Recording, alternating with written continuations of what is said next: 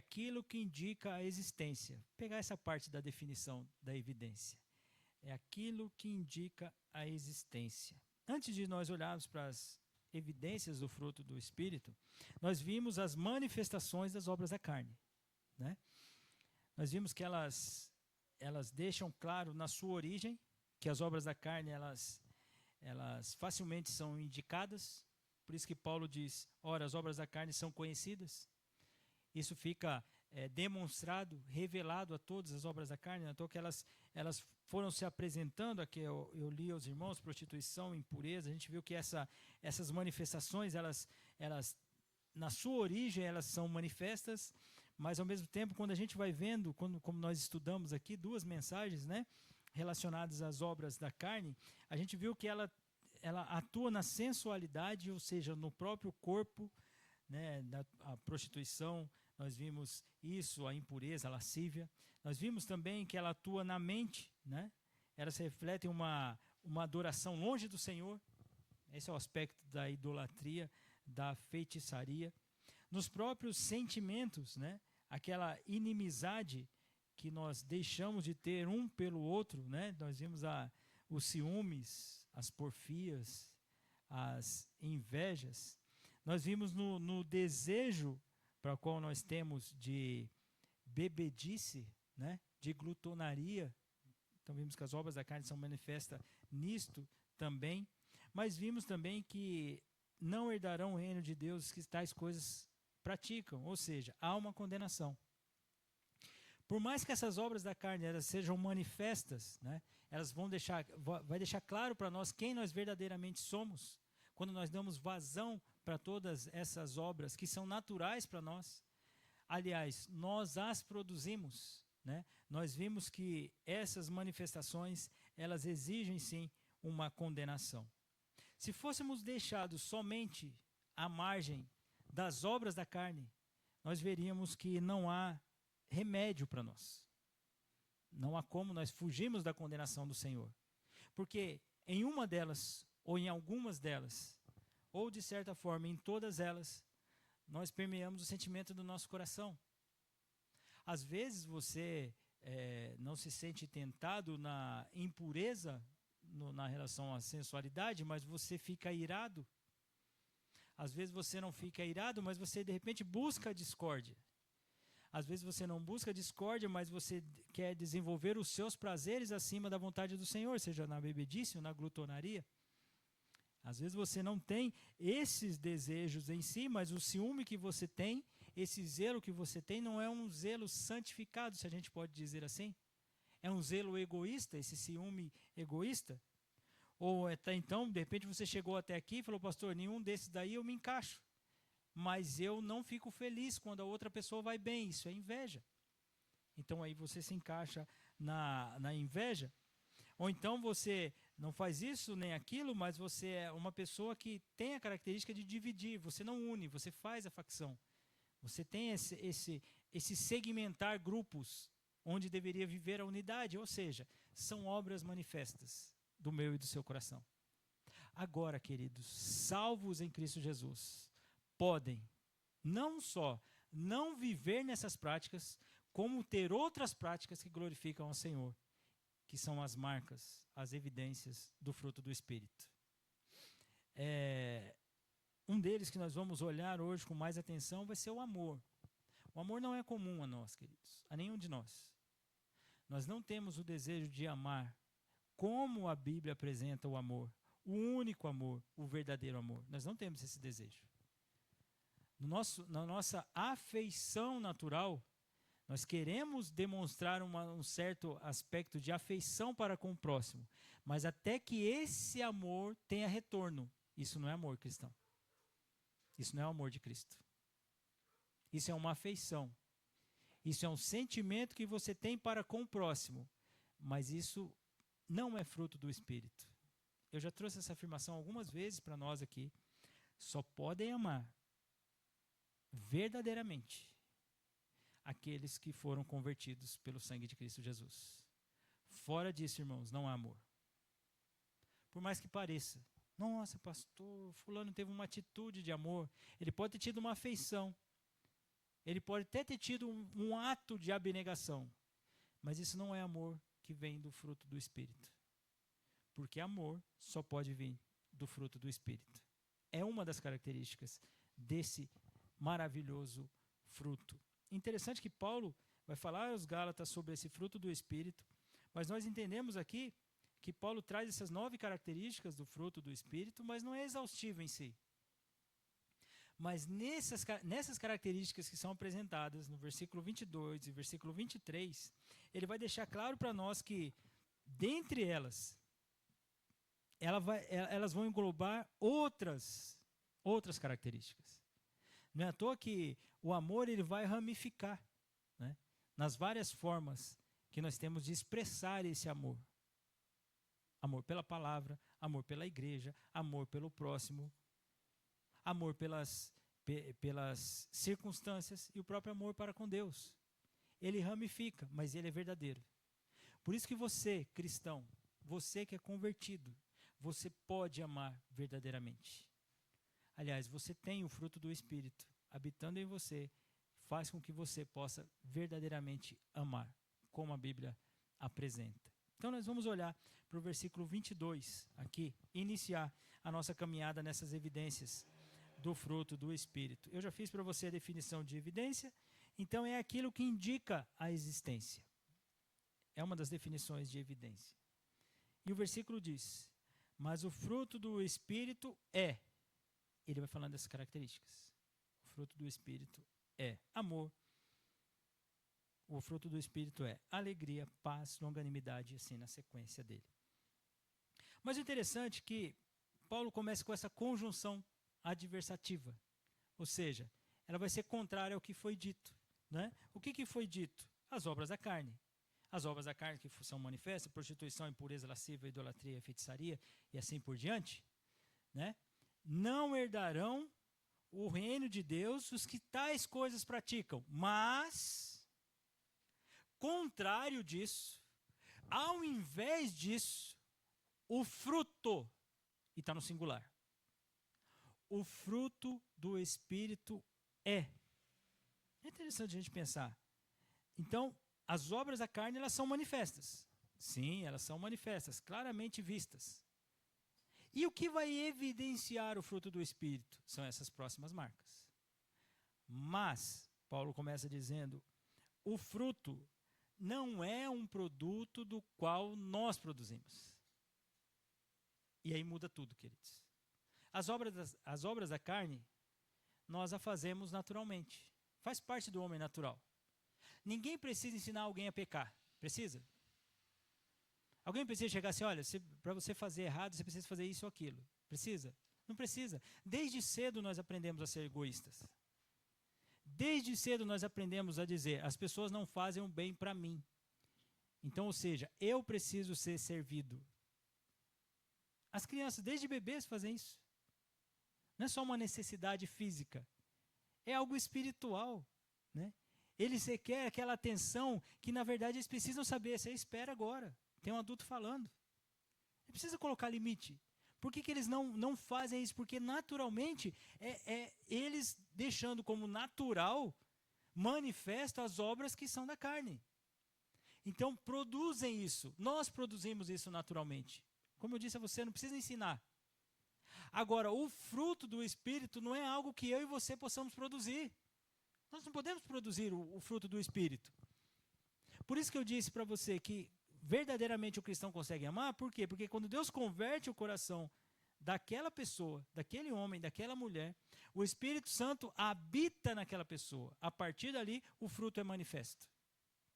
Lembra que eu disse a você a definição de evidência? Quando alguém que se diz cristão não consegue, por exemplo, amar o próximo,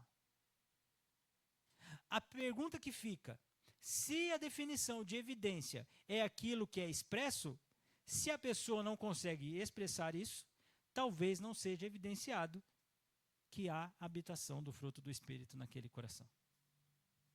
Se naturalmente nós queremos a divisão, a ira, a contenda, a discórdia, no amor isso não existe. No amor é abnegação. Por quê? Porque é a primeira característica do fruto do Espírito. Mas, de novo, ao contrário das obras da carne, o fruto do Espírito é. Ele não será. Meu irmão, você não está tendo porções de amor no seu coração, para quando você tiver anos de convertido, você possa amar. Não. Você não ganha o Espírito Santo em porções.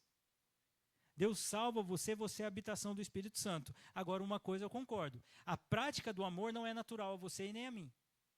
Então, ou seja, nós vamos desenvolvendo a nossa prática de amor. Mas não que nós não tenhamos o amor. Nós vamos desenvolvendo a prática da paciência, mas não que nós não tenhamos a paciência. Nós vamos desenvolvendo a prática de bondade, mas não que nós não tenhamos a prática de bondade. Porque, de novo, a partir do momento que Deus converteu o teu coração, o fruto do Espírito vem completo.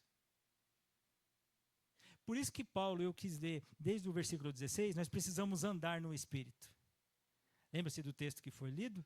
De João capítulo 15, daqui a pouco nós vamos voltar nele e dar uma olhada nesse fruto,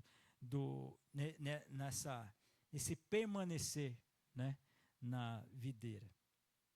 Então, queridos, primeira coisa que nós precisamos entender para que, como essas evidências do fruto do Espírito são reveladas, a primeira coisa, o fruto do Espírito ele é contrário às obras da carne. Há uma contrariedade entre um e outro, a mesma coisa a carne militando contra o Espírito. Agora, quando nós olhamos para o texto, né, nos é dito que, mas o fruto do Espírito é, o fruto, preste atenção, o fruto não é a árvore, sim? Quando você fala de uma macieira, você vai colher o que dessa macieira? Pastor, uma grande melancia. Não, claro que não. Né? O que virá dessa macieira? Vai vir uma maçã. A maçã é a árvore? O que é a árvore? É a macieira. É isso? Então, quando você vai colher uma uva, né? A uva vem da onde? Da uveira. Né? Não, da uveira não. Né? Então, você olha para a videira e fala assim, opa, né?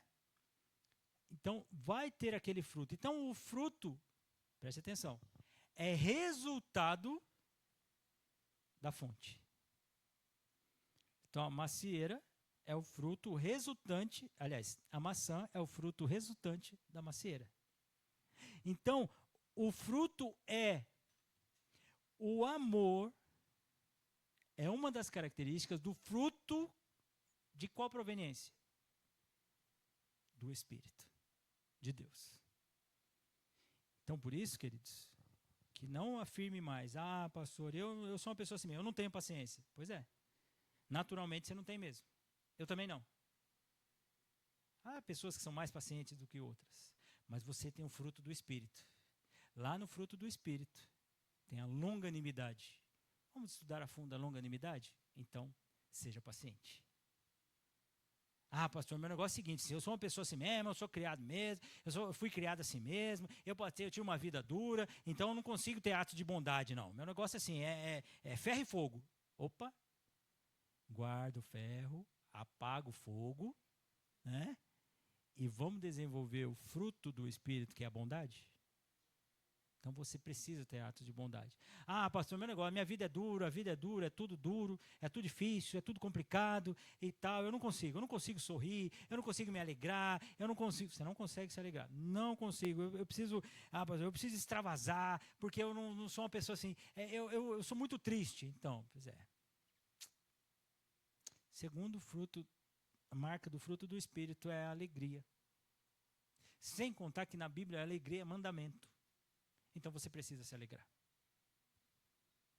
É fruto do Espírito. Veja, queridos, as manifestações da carne são naturais.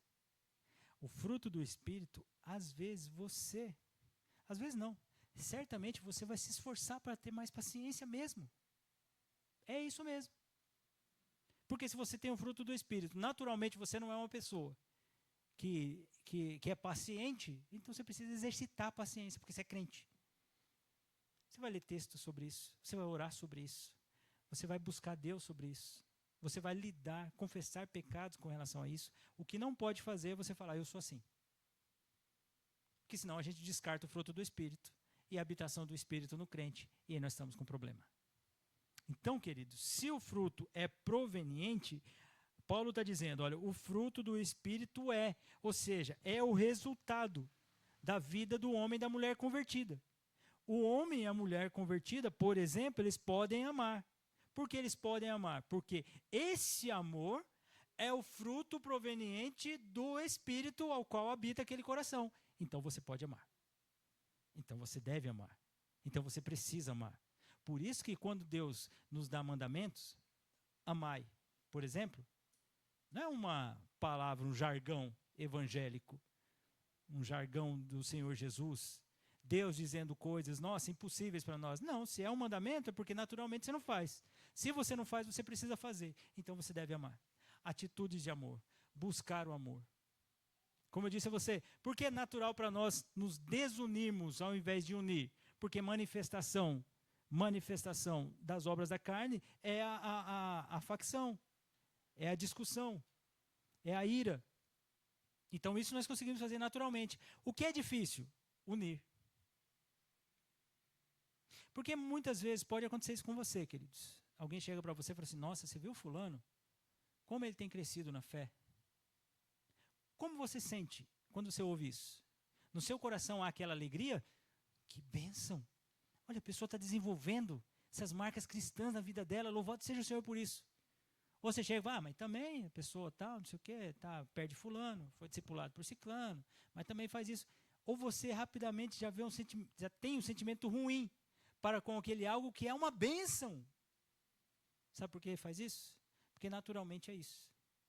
Seu desejo é de inveja, seu desejo é de ciúme, mas não é o desejo de edificação, de crescimento, de amadurecimento, de vida, de amor.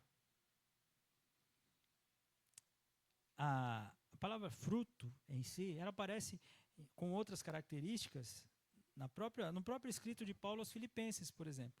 Ele chama de fruto de justiça. Ele diz assim, em Filipenses 1, 9 a 11, ele diz assim, e também faço esta oração, que o vosso amor aumente mais e mais em pleno conhecimento e toda percepção, para provardes as coisas excelentes e serdes sinceros e inculpáveis para o dia de Cristo, cheios do fruto de justiça, o qual é mediante Jesus Cristo para a glória e louvor de Deus. Paulo chama esse fruto de luz, em Efésios, capítulo 5, 8. Pois outrora éreis trevas, porém agora sois luz no Senhor. Andai como filhos da luz, porque o fruto da luz consiste em bondade, justiça, verdade. Paulo chama frutos de santificação em Romanos 6, 20. Porque quando éreis escravos do pecado, estáveis isentos em relação à justiça, naquele tempo, que resultado escolhestes? Somente as coisas de que agora vos envergonhais, porque o fim delas é a morte. Agora, porém, libertados do pecado, transformados em servos de Deus, tende o vosso fruto para a santificação e, por fim, a vida eterna. Então, temos aí o fruto de justiça, Filipenses 1, 9 e 11, fruto de luz, Efésios 5, 8, fruto para a santificação. O que espera-se daqueles que são convertidos? Pensando na evidência da manifestação do fruto, queridos, é que eles manifestem esses frutos. Então é que as marcas de um convertido não podem ser as marcas do velho homem. Por isso que ele se despe, né, do velho homem e se reveste do novo homem. Por isso que é inconcebível, eu já falo isso para você mais de uma vez, já falei mais de uma vez para você, pastor, 10 anos de cristão ainda com algumas marcas ainda. Ou essa pessoa não lutou, ou ela não entendeu, ou ela não aprendeu, ou ela não está vivendo perto do Senhor. Não é comum, queridos. Sabe o que é o pior? Às vezes há pessoas que exaltam isso. Julgam isso ser a personalidade. É assim mesmo, eu sou assim, pastor. Esse é meu jeito. E acha bonito ainda. Quando isso não são evidências de uma conversão verdadeira, uma compreensão da fé e uma prática cristã. É disso que nós precisamos ficar atentos, queridos. Lembra quando Jesus encontrou uma figueira na caminhada até Jerusalém? Ele viu a figueira estava cheia de folhas. Quando ele chegou para colher o fruto, né, não tinha fruto nenhum. Jesus amaldiçoou aquela figueira. Ali estava simbolizando Israel, que era infrutífero, né? Aquela aplicação não adianta florir, parecer, mas não tem fruto. Por isso que crente não deve aparecer. Crente, ele deve ser. Não parecer crente. Não parecer cristão. Nós conseguimos, queridos, de acordo com o nosso pecado, disfarçar coisas de pessoas. Claramente. Enganamos pessoas às vezes. Claramente. Mas a Deus não. Por isso que a vida cristã é uma vida sincera. Jesus falou muito aos fariseus da hipocrisia que eles tinham, das orações que eles faziam nas praças para ser vistos pelos homens, porque aquilo era só aparência. Lembra-se da escolha de Samuel? Quando ele era para escolher Davi, ele olhou para os irmãos de Davi e falou assim: esses sim, esses têm características de serem o rei de Israel. Mas o que o próprio Deus fala para ele? Não olhe para a aparência. Não é a aparência, é o coração. Então, pegando essa aplicação com a figueira da qual Jesus amaldiçoou, ele diz assim: olha, essa figueira, ela estava demonstrando ali ter algo, estava florindo, mas não tinha fruto. Não podemos, irmãos, viver de aparência.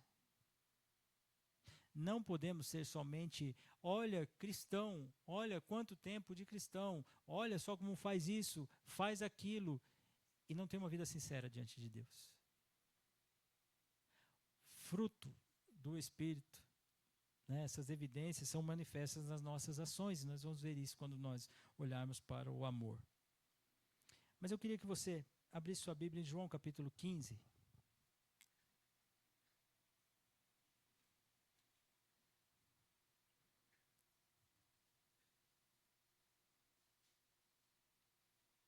Eu quero ler somente o versículo 4 e o versículo 5 de João, capítulo 15. Texto que foi lido no início do nosso culto. Prestem atenção, queridos. Eu vou ler desde o versículo 1 para ficar mais fácil, para nós entendermos todo o contexto. Eu sou a videira verdadeira e meu pai é o agricultor. Todo ramo que estando em mim não der fruto, ele corta, e todo que dá fruto limpa, para que produza mais fruto ainda. Vós já estáis limpos pela palavra que vos tenho falado. Versículo 4.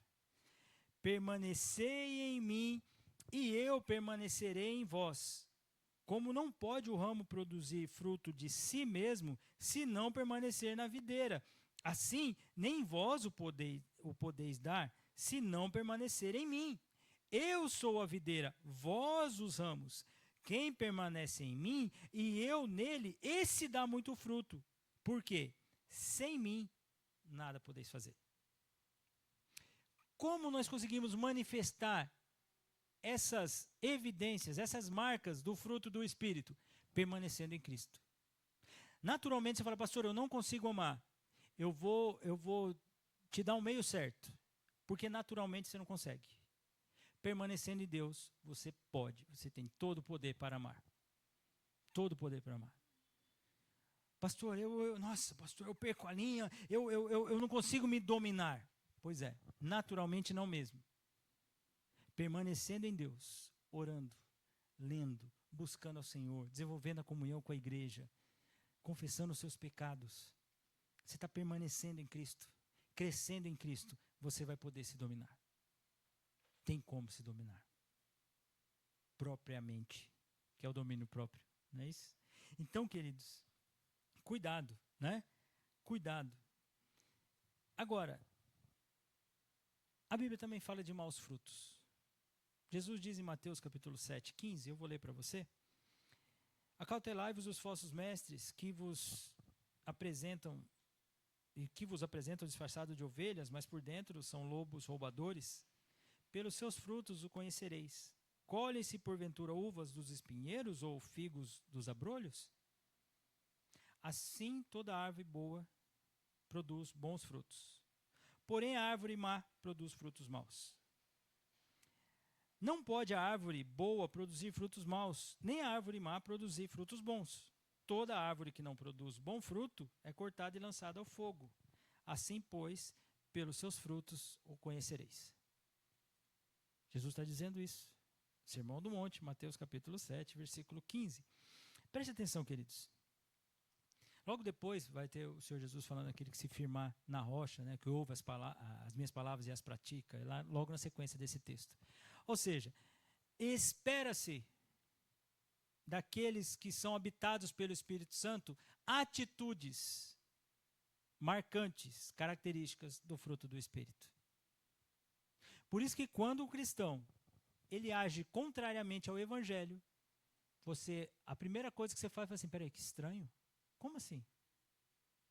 É crente, mas é desobediente? Ou seja, a obediência faz parte daqueles que foram convertidos. Como pode o cristão achar que ele está perto do Senhor sendo desobediente? Nós começamos a pensar sobre isso. Nossa, mas uma das marcas do fruto do Espírito é paz. Mas como essa pessoa gosta de uma contenda, de uma briga? É natural para ela. Já faz 50 anos que ela é convertida.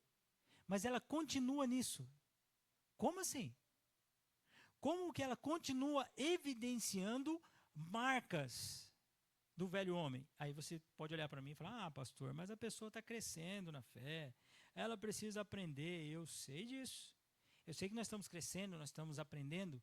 Mas, meus irmãos, se você percebe pecado na sua vida e você não luta contra ele, isso não tem a ver com o seu crescimento espiritual. Tem a ver com a sua intimidade com Deus. Você já pensou no pecado que você tem, não pensou? Acredito que você pensou. É tão interessante que eu estou pregando para você, mas eu fico pensando em mim também. É algo espiritual, né? O culto cristão, né? Mas se você já pensou nesse pecado que você tem, responda para mim, qual foi a última vez que você orou para Deus te livrar disso? Ih, pastor, faz tempo, hein? Então, meu irmão, então como é que você quer crescer? Como é que você quer amadurecer? Pelo contrário, vivendo dessa forma, você está se mantendo distante do Senhor. E qual é o fruto? Pelo fruto conhecereis a árvore. Então, meus irmãos, nós vamos começar a olhar para o fruto do Espírito evidenciado na vida daqueles que são convertidos. Amor. Amor, queridos. Não é natural para nós, eu digo e repito a você, amarmos. Não é natural. O amor cristão, não. A afeição natural nós até temos. Pessoas têm afeições por outras. Já viu momentos de tragédia, momentos de luta, as pessoas se unem, já percebeu? Elas têm uma afeição com a outra. Elas querem suprir a necessidade, elas querem consolar. Já foi em velório, onde a pessoa entrou no velório, onde ela não conhecia o morto? E ela ficou ali por aquela tristeza que estava acontecendo naquele outro lugar. E ela foi ver ali o que estava acontecendo e, de repente, de alguma forma, ter uma palavra de conforto. Isso acontece. Isso é afeição natural. Nós temos isso. Creio eu que isso é parte da imagem de Deus no homem. Parte dela no homem. Mas, irmãos, o amor de Deus é outro. Foge da nossa concepção natural. É interessante que, já viu aquele versículo bíblico que diz assim, quem não vem pelo amor, vem pela dor? Tá, 1 Heresias 4, 5, né? Tá lá. Ninguém vem pela dor, queridos. Todos vêm pelo amor de Deus. Todos vêm pelo amor de Deus, não é pela dor. A dor não salva ninguém. O que salva é o amor de Deus por pecadores. Então, de repente, você já citou esse versículo aí, 1 Heresias, capítulo 4, versículo 5. Isso não tem na Bíblia verdadeira e única. Ninguém vem pela dor, queridos. Todos vêm pelo amor. É que nós não entendemos o amor de Deus. E aí nós achamos que aquela dor, aquela aflição, foi o que o Senhor se aproximou de mim. Não, meu Deus. Foi o amor dele que o aproximou você dele. É isso que é importante. Nós afirmamos frases como essa porque nós não conhecemos o verdadeiro amor. Paulo diz em 1 Coríntios 13, né? Depois nós vamos olhar para esse texto também, como o amor é o maior deles, né? A fé, a esperança e o amor, ele fala sobre isso. Paulo fala para a igreja de Colossos que acima de tudo esteja o amor, que ele é o vínculo da perfeição. Colossenses 3,14. Paulo fala em Romanos que o amor é o cumprimento da lei, é o amor. Mas que amor é esse? Agora nós vamos olhar para o pensamento da época. Na época, no pensamento grego, né, tinham pelo menos 3 definições de amor, né? Vou trazer para a gente ter pelo menos um panorama do que pensava naquela época a filosofia grega e o pensamento sobre amor. Primeiro, o amor era o amor eros, né? É o amor que tem a ver com a sexualidade. Já ouviu falar de erótico, né? É o desejo para com o próximo, né? Do homem para com a mulher, da mulher para com o homem. É o desejo propriamente dito, desejo sexual. Então, esse desejo que tem como retribuição o quê? A outra pessoa. Então, essa atração era conhecida como o amor eros, né? Tinha um amor filéu, que é um amor mais nobre. O amor filéu, a ideia do amor filéu é o amor fraternal.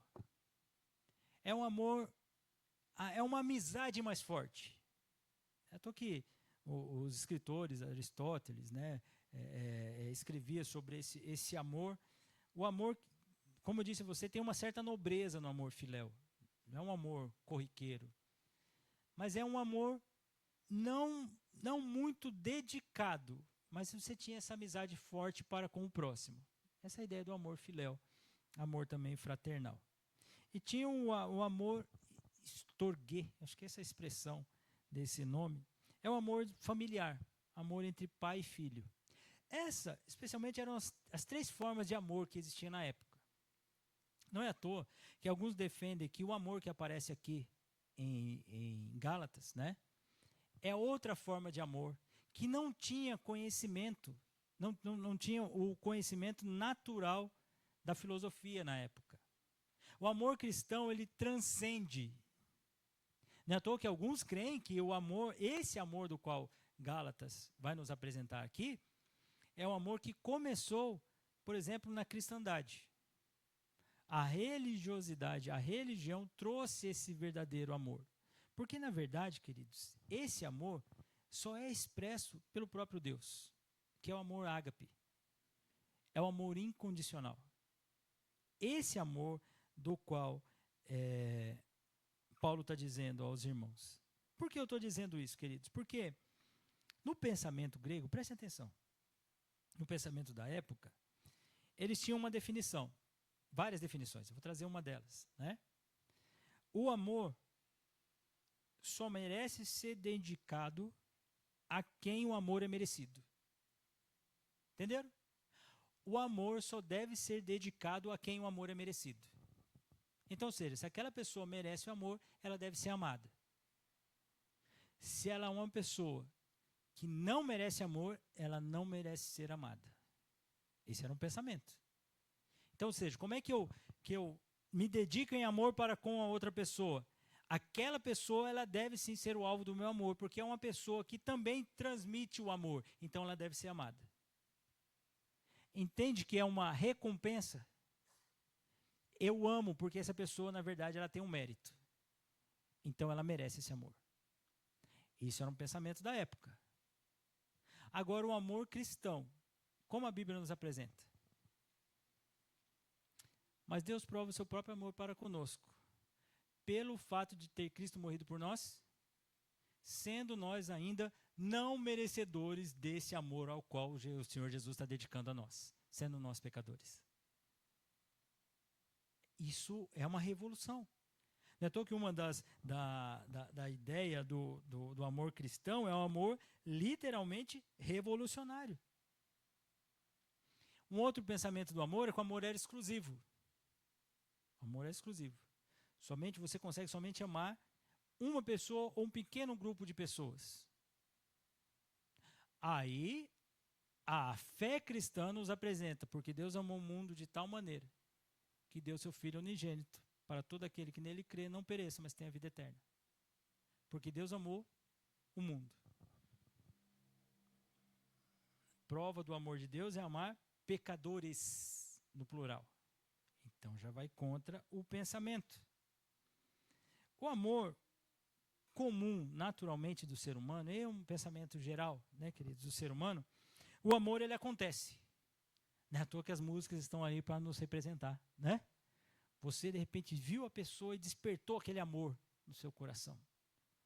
Nossa, agora eu estou sentindo que eu devo amar essa pessoa. Às vezes a pessoa passando por um momento difícil, fala, agora eu preciso dedicar esse amor a essa pessoa. A outra pessoa não está passando por um momento difícil, essa não precisa tanto do meu amor, mas essa daqui sim, né? Esse é o amor comum. E eu vou chamar de amor, tá? O que eu considero afeição. Essa é a afeição natural, né? Você dedicar esse amor que acontece. Pum! Olha, acordei hoje querendo amar. Ah, eu adoro amar você. Como eu te quero e jamais quis. Ó, essas músicas românticas aí, né? Aquela coisa, olha que amor. Agora, um amor cristão não é assim. O amor cristão é uma decisão. Ele não brota, ele é intencional. Eu olho para alguém, para o meu irmão, para a minha irmã, independente da pessoa que ela é, porque eu já entendi que não é por ser merecedora. É porque o amor que habita em mim precisa ser direcionado àquela pessoa. Porque eu sou um cristão, então é intencional a decisão de amar. Revolucionário isso, queridos. Isso não é comum. O que é comum hoje as pessoas falarem? Se eu não me amar, quem vai me amar? Eu preciso me amar primeiro. Como Jesus resumiu a lei? Amar a Deus sobre todas as coisas. Amar o próximo como a ti mesmo. Então o alvo do nosso amor, o amor cristão, o amor verdadeiro, o amor que é fruto do Espírito, é intencional. Por isso que é chamado o amor ágape, né? Ele é incondicional, ele não exige condições. Você ama. Esse é o amor, biblicamente falando. Esse é o amor fruto do Espírito. Por isso, já viu aquelas ideias? Nossa, mas igreja, viu aquela... Eu já disse a você algumas informações que eu ouvi de um rapaz conversando com ele. Ele falou assim, não, pastor, igreja pequena tem muita picuinha. Por que tem picuinha? Porque é natural para nós termos essa picuinha. Mas se todos decidirem amar, acaba a picuinha. Simples assim. Por que continua isso? Porque estão decidindo não amar. Sim ou não? É, pastor, pensando nisso aí, eu acho que começa por mim. Pois é, meus irmãos. Isso começa do nosso coração. Se você quiser abrir sua Bíblia, você pode abrir em 1 João capítulo 4. Mas eu vou ler aqui para você, já para nós vermos todo esse texto. 1 João, carta de João, lá no finalzinho da Bíblia, capítulo 4, versículo 7. A palavra do Senhor nos diz assim, prestem bem atenção, queridos. Amados, amemo-nos uns aos outros, porque o amor procede de Deus. Olha como João diz, amados, amemo-nos uns aos outros, porque o amor procede de Deus. E todo aquele que ama é nascido de Deus e conhece a Deus. Aquele que não ama não conhece a Deus, pois Deus é amor. Nisto se manifestou o amor de Deus em nós, em haver Deus enviado o seu Filho unigênito ao mundo para vivermos por meio dele. Nisso consiste o amor. Não em que nós tenhamos amado a Deus, mas que ele nos amou e enviou o seu Filho como propiciação pelos nossos pecados. Amados, se Deus de tal maneira nos amou, devemos nós também amar uns aos outros. Ninguém jamais viu a Deus. Se amarmos uns aos outros, Deus permanece em nós. E o seu amor é, em nós, aperfeiçoado. Nisto conhecemos que permanecemos nele, e ele em nós, em que nos deu do seu Espírito. E nós temos visto e testemunhamos que o Pai enviou seu Filho como Salvador do mundo. Aquele que confessar que Jesus é o Filho de Deus, Deus permanece nele, e ele em Deus. E nós conhecemos e cremos no amor que Deus tem por nós. Deus é amor, e aquele que permanece no amor, permanece em Deus, e Deus nele. Veja, queridos, que eu vou bater sempre na tecla, nós conseguimos amar, porque o amor não procede de nós. Sabe quando você decide não querer bem aquela pessoa? Então, você está dando vazão para as obras da carne que são naturais para o seu coração. Porque se o amor procede de Deus, Ele nos deu do seu Espírito, seu Espírito habita em nós, somos habitados pelo Espírito do Senhor. A primeira característica, a evidência do fruto do Espírito é amor. Como você pode decidir não amar tal e tal pessoa? Como? Se o amor nem seu é, ele procede de Deus. Deus concedeu a você para que o amor fosse aperfeiçoado, não dado a você. Ele já foi concedido pelo Espírito. Agora você aperfeiçoa nesse amor. Por isso que a igreja é um ambiente onde as pessoas deveriam verdadeiramente expressar o seu amor uns para com os outros. Mas por quê? E a resposta é lógica. Porque muitas vezes na igreja há situações onde nós, ao invés do amor, nós demonstramos e revelamos o desamor. A falta de amor. Por quê? Naturalmente, você e eu, nós queremos dar vazão aos nossos pecados e não ao fruto do Espírito que deveria ser aperfeiçoado na minha e na sua vida. Por isso que o amor cristão era revolucionário para a época. Por quê? Porque você olha para alguém e você vai olhar para o seu irmão, a princípio, o que vos fala agora, você vai olhar para ele e falar assim, ele não merece o amor. Mas Deus o amou a ponto de Deus me amar também, então nós podemos verdadeiramente nos amar, dedicar uns aos outros. Por que na igreja não é espaço para egoísta? Porque egoísta só pensa nele. O egoísta, ele olha para as situações, para as circunstâncias, ele fala, eu preciso ser assistido. Isso não é amor cristão. Pelo contrário, eu preciso me doar para o próximo. Porque pessoas muitas vezes deixam de desfrutar da comunhão da igreja, porque ela está pensando só nela. Ela não pensa nos outros. Isso é uma grande demonstração de falta de amor. Por que pessoas, quando elas são cuidadas, corrigidas pela igreja, elas não aceitam aquela correção? Porque, na verdade, elas estão dando vazão para a rebeldia do coração delas, e não a submissão à vontade do Senhor, que diz para nós vivemos em comunhão, baseados na mesma doutrina, e essa é a demonstração do amor de Deus. Porque em Gálatas 5:6, Paulo diz, a fé atua pelo amor. Veja, queridos, veja. Então, muitas vezes nós deixamos de viver esse amor verdadeiro por causa, literalmente, do nosso pecado. Por que gostamos de falar mal, muitas vezes, das pessoas? Porque somos maledicentes. Já viu pessoas que só encontram o lado ruim? Porque tem coisas que acontecem de maneira ruim, não é verdade? Por exemplo, nós fazemos um ajuntamento. Nós estamos aqui, louvar o Senhor. Aí, de repente, puf, já aconteceu isso conosco, né? Puf, queimou o aparelho de som. Pronto. Aquele domingo, sabe o que ficou na cabeça da pessoa? Faltou som na igreja. Ó! Gente, nada mais do que aconteceu foi bênção.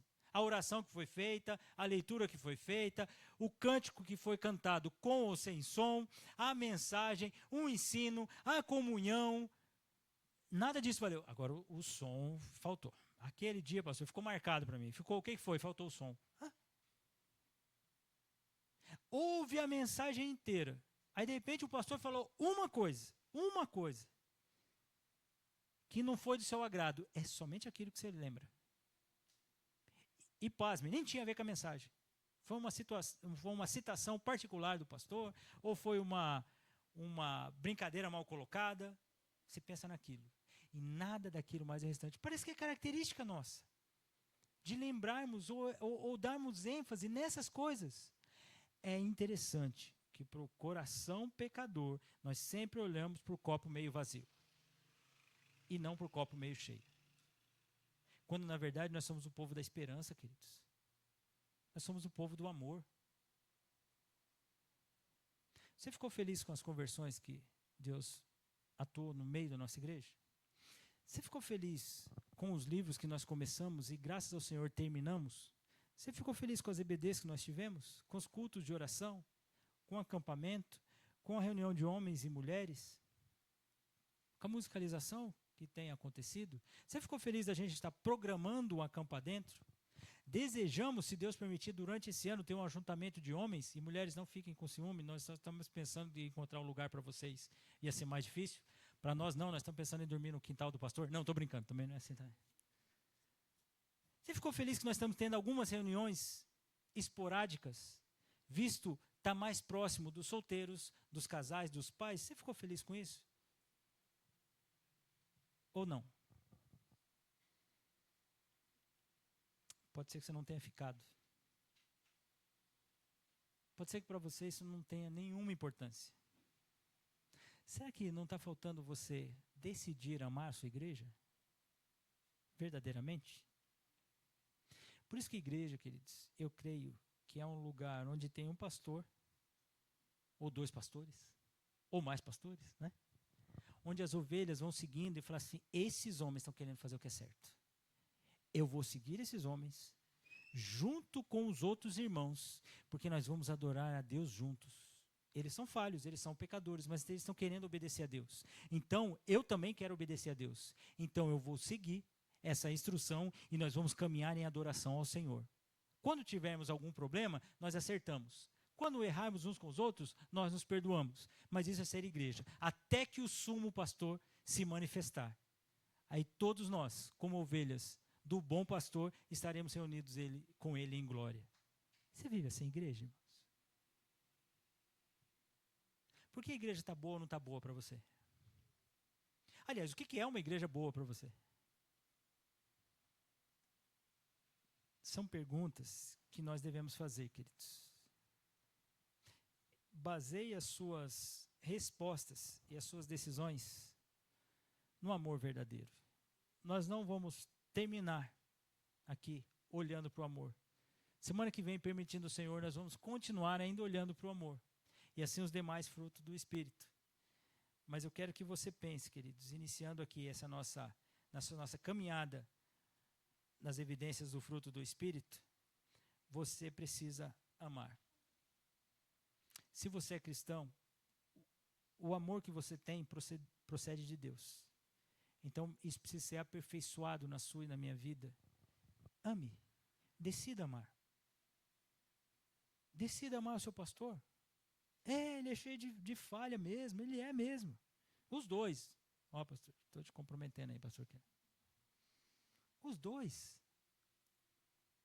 Mas ame o seu pastor. Ame a sua liderança. Ame verdadeiramente o seu cônjuge. Ame o seu irmão. Ame a sua igreja. Irmãos, amem. Tome essa decisão, dedique-se.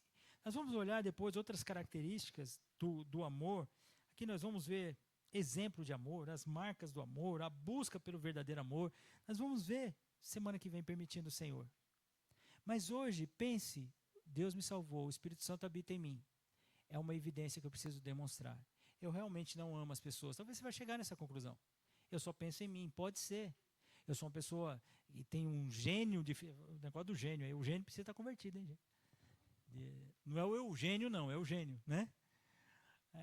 O gênio precisa estar convertido. Meu gênio é assim? Não, meu irmão, não. Seu gênio é pecador, assim como o meu. Mas Deus nos converteu. Nós vivemos esse fruto do Espírito, começando pelo amor. Depois vamos ver a alegria, depois a paz, a longanimidade e assim por sequência. Tá bom, queridos? Amem. Amem. É evidência de que você foi convertido, você amar. Porque esse amor não procede de você. Esse amor procede de Deus. Senhor, obrigado por essa manhã. Obrigado, Deus amado, por nós começarmos a olhar as marcas, as evidências do fruto do Espírito.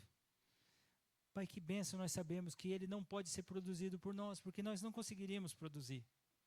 E ele sim procede do Senhor. Ajuda-nos, Senhor Deus, a vivermos uma igreja que verdadeiramente ama como o Senhor assim estabeleceu. Esse amor nós entendemos que não é natural para nós. Ele é revolucionário, sim, porque é um amor que é dedicado ao próximo.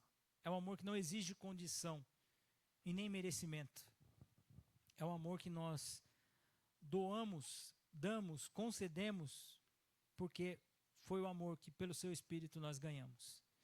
Obrigado, Senhor, porque nós fomos amados por Ti. Nós só podemos amar porque o Senhor nos amou primeiro. Então nos ajude, Senhor Deus, a vivermos com essas evidências claras do fruto do Espírito que habita em nós. Que nós possamos, Senhor Deus, a cada dia desfrutar da bênção de viver em amor a igreja do Senhor. Viver em amor os nossos relacionamentos. E principalmente, Pai, em amor numa vida com o Senhor. Obrigado, Pai, por essa manhã. Eu te louvo, agradecido, em nome de Jesus. Amém. Que o amor de Deus, a graça do nosso Senhor e Salvador Jesus Cristo, a comunhão e a consolação do Espírito Santo esteja presente na nossa vida, hoje e sempre. Amém.